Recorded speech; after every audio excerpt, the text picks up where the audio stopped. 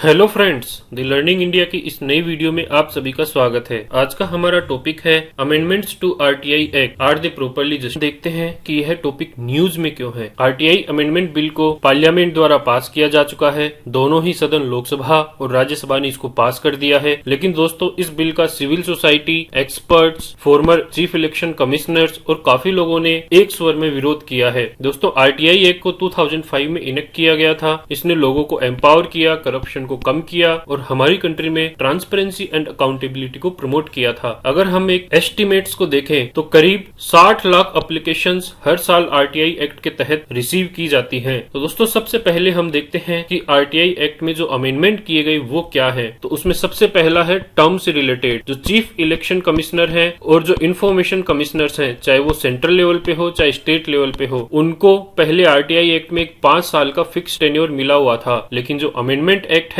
उसमें यह टेन्योर सरकार के द्वारा डिसाइड किया जाएगा और वो सरकार सिर्फ और सिर्फ सेंट्रल गवर्नमेंट होगी। तो अब किस chief information commissioner, state information commissioner या अदर कमिश्नर को कितने साल का टर्म मिलेगा, उसको कब रिमूव किया जाएगा, यह डिसीजन अब सेंट्रल गवर्नमेंट लेगी। दूसरा amendment, quantum of salary. Original RTI act 2005 के तहत जो चीफ इलेक्शन कमिश्नर और इलेक्शन कमिश्नर सेंट्रल लेवल पर हैं, उनकी सैलरी चीफ इलेक्शन कमिश्नर और इलेक्शन कमिश्नर के इक्वल होगी। तो दोस्तों, यहाँ पर इंफॉर्मेशन कमिश्नर को वैसी ही सैलरी मिली है जो इलेक्शन कमिश्नर को है। और अगर हम स्टेट लेवल की बात करें तो स्टेट लेवल पर उनकी सैलरी इलेक्शन कमिश्नर्स, दोस्तों यहाँ पर चीफ इलेक्शन कमिश्नर नहीं है, सिर्फ इलेक्शन कमिश्नर्स हैं, और जो चीफ सेक्रेटरी है उनके बराबर होगी। लेकिन दोस्तों, अमेंडमेंट बिल में सैलरीज, अलाउंसेज और बाकी की दूसरी जितनी भी टर्म्स एंड कंडीशंस हैं उनको सेंट्रल गवर्नमेंट ही डिसाइड करेगी। अब दोस्तों, यहाँ पर आप नोट करें तो चाहे वो सेंट्रल इंफॉर्मेशन कमिश्नर से रिलेटेड हो चाहे वो स्टेट इंफॉर्मेशन कमिश्नर से रिलेटेड हो, दोनों ही डिसीजन सेंट्रल गवर्नमेंट के द्वारा लिए जाएंगे। यहाँ पर स्टेट गवर्नमेंट को कोई भी रोल नहीं दिया गया है। अगर हम तीसरे अमेंडमेंट पर नजर डालें तो ओरिजिनल आरटीआई एक्ट 2005 यह प्रोवाइड करवाता है कि अगर चीफ इलेक्शन कमिश्नर, चाहे वो सेंट्रल लेवल पर हो या स्टेट लेवल पर हो, अगर उनको अपॉइंटमेंट के समय कोई पेंशन, कोई रिटायरमेंट बेनिफिट या और कोई सी सैलरी मिल रही है, उसका क्या प्रोविजन होगा।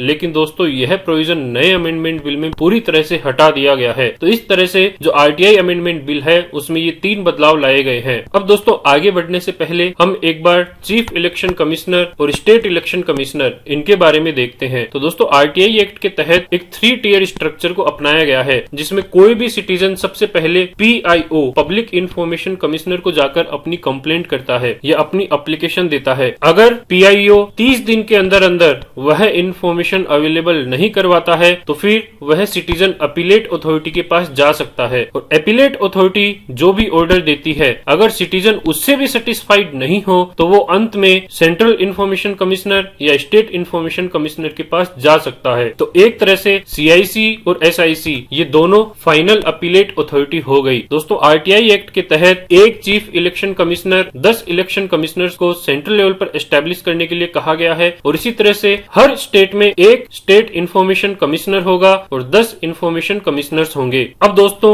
ये जितने भी इंफॉर्मेशन कमीशन हैं वो किसी कंप्लेंट पर इंक्वायरी कर सकते हैं, और उसके अलावा अगर उनको कहीं पर लगता है रीजनेबल ग्राउंड्स एग्जिस्ट करते हैं तो वो सो मोटो भी उस केस को देख सकते हैं। इसका मतलब है वो अपने आप भी बिना किसी कंप्लेंट के भी पर्टिकुलर केस में इंक्वायरी कर सकते हैं। अगर हम इन इंफॉर्मेशन कमिश्नर्स के पावर पर नजर डालें तो ये अपने जो भी डिसीजंस हैं उनसे कंप्लायंस इंश्योर कर सकते हैं। कोई भी पब्लिक अथॉरिटी है उसको इंफॉर्मेशन कमिश्नर्स के डिसीजंस मानने होंगे, और अगर वो डिसीजंस नहीं मानते हैं तो उनके खिलाफ कार्यवाही भी की जा सकती है। अब इसमें कौन कौन से डिसीजंस हैं जो पब्लिक अथॉरिटीज को मानने होंगे, उसमें जैसे एक्सेस टू इन्फॉर्मेशन, जैसे किसी भी सिटीजन को इन्फॉर्मेशन अवेलेबल करवाई जानी चाहिए, किसी भी इन्फॉर्मेशन को पब्लिकली पब्लिश किया जाना चाहिए, इन्फॉर्मेशन या अकाउंट्स हैं उनको प्रॉपर्ली मेंटेन किया जाना चाहिए, जितने भी ऑफिशियल्स हैं उनको आरटीआई के बारे में अवेयर किया जाना चाहिए, आरटीआई की ट्रेनिंग दी जानी चाहिए, और अगर कोई ऑफिसर आरटीआई के अगेंस्ट जाकर काम करता है तो उसके खिलाफ पेनल्टीज भी लगाई जा सकती हैं। तो आप देख सकते हो कि जो इंफॉर्मेशन कमिश्नर्स हैं उनको बहुत सारे पावर्स मिले हुए हैं। अब दोस्तों, इंफॉर्मेशन कमिश्नर जितने भी हैं उन्होंने काफी काफी अच्छा काम भी किया है। काफी केसेस ऐसे हैं जिसमें उन्होंने जो गरीब तबके के लोग हैं या जो डिसएडवांटेज सेक्शंस हैं उनको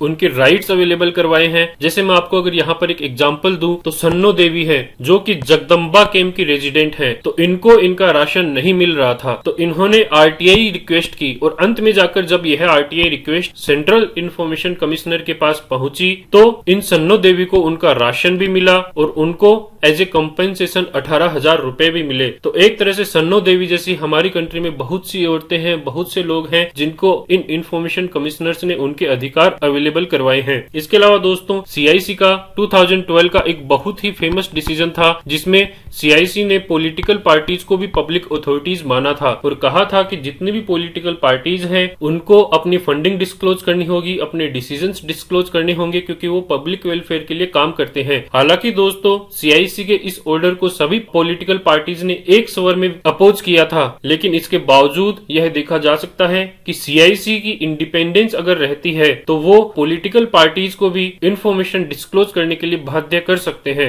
सरकार ने जो अमेंडमेंट है उनके लिए क्या जस्टिफिकेशंस दिए हैं? सबसे पहले तो सरकार का कहना है कि इलेक्शन कमीशन ऑफ इंडिया और जितने भी इंफॉर्मेशन कमिश्नर्स हैं वो बिल्कुल डिफरेंट हैं, तो इन दोनों की सर्विस कंडीशन एक जैसी नहीं हो सकती। और इसी तरह से इलेक्शन कमीशन एक कॉन्स्टिट्यूशनल बॉडी है जबकि इंफॉर्मेशन कमिश्नर्स एक स्टैट्यूटरी बॉडी है। दोस्तों कॉन्स्टिट्यूशनल बॉडी का मतलब है वह बॉडी जो कॉन्स्टिट्यूशन के तहत एस्टेब्लिश की जाती है और स्टैट्यूटरी बॉडी का मतलब है वह बॉडी जो किसी लॉ किसी कानून के तहत एस्टेब्लिश की जाती है। जैसे इन इंफॉर्मेशन कमिश्नर्स को आरटीआई एक्ट के तहत एस्टेब्लिश किया गया है। दोस्तों सरकार का यह भी कहना था कि जो चीफ इलेक्शन कमिश्नर या इलेक्शन कमिश्नर्स हैं उनको सुप्रीम कोर्ट के जज के इक्वल माना जाता है, तो अगर इंफॉर्मेशन कमिश्नर्स को इलेक्शन कमिश्नर के इक्वल बनाया जाता है तो का स्टेटस सुप्रीम कोर्ट के जज के बराबर हो जाता है, जबकि इंफॉर्मेशन कमिश्नर के जो डिसीजंस हैं उनको सुप्रीम कोर्ट हाई कोर्ट में चैलेंज किया जा सकता है, इसलिए इनको बराबर का स्टेटस नहीं दिया जा सकता। इसी तरह से सरकार का कहना था कि आरटीआई एक्ट को 2005 में बहुत जल्दी में पास किया गया था, तो ये जो अमेंडमेंट है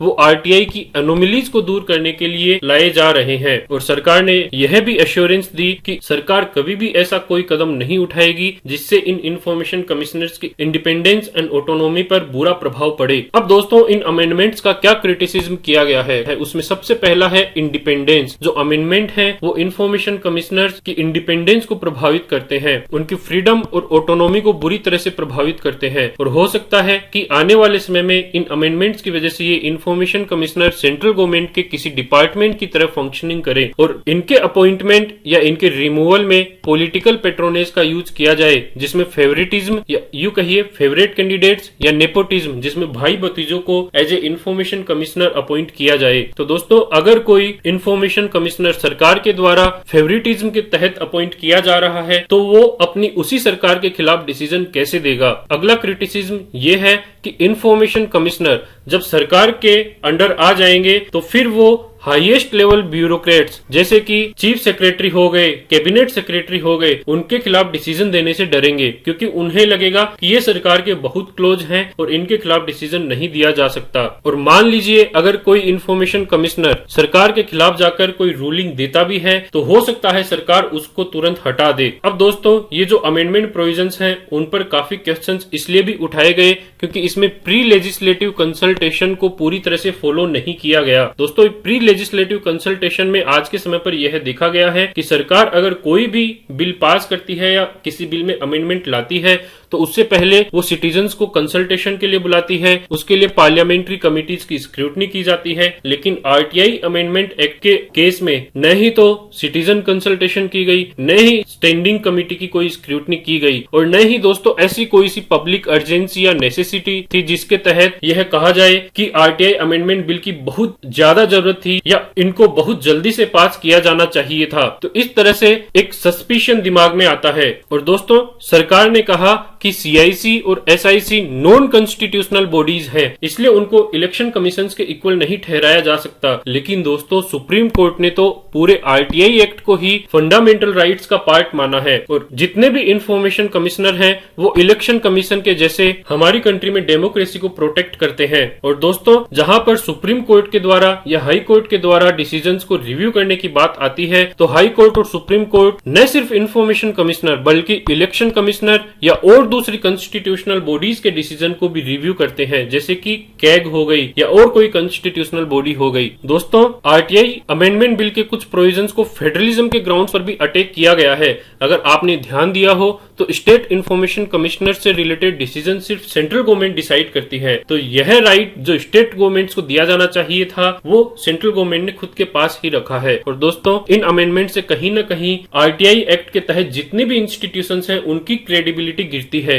क्योंकि अगर उन पर सरकार का कंट्रोल आ जाएगा और किसी सिटीजन को अगर सरकार के खिलाफ अपने डिसीजन को इम्प्लीमेंट करवाना है तो फिर वो यह सोचेगा कि इंफॉर्मेशन कमीशन भी सरकार से ही मिला हुआ है और उसके पास जाने से कोई भी फायदा नहीं है। और दोस्तों, न सिर्फ आरटीआई एक्ट के तहत जो इंस्टीट्यूशन है उनकी क्रेडिबिलिटी गिरेगी, हो सकता है आने वाले समय में दूसरे इंस्टीट्यूशन जैसे लोकपाल, एनएचआरसी, उनमें भी सरकार बदलाव लाना चाहे, क्योंकि ये भी एक नॉन कॉन्स्टिट्यूशनल बॉडीज है। और दोस्तों, अज्यूम कीजिए आज सरकार कहती है कि वो आरटीआई अमेंडमेंट बिल के तहत इंफॉर्मेशन कमिश्नर्स की ऑटोनॉमी पर कोई प्रभाव नहीं डालेगी, लेकिन दोस्तों जरूरी नहीं है कि यही सरकार हमेशा रहे। आने वाले समय में हो सकता है कि कोई ऐसी सरकार आ जाए जिसकी इंटीग्रिटी अच्छी नहीं हो, या फिर इस सरकार में भी कुछ ऐसा हो जाए जिससे इसकी इंटीग्रिटी पर सवाल उठे, तो क्या ऐसी कंडीशंस में इंफॉर्मेशन कमिश्नर्स इंडिपेंडेंटली फंक्शन कर पाएंगे?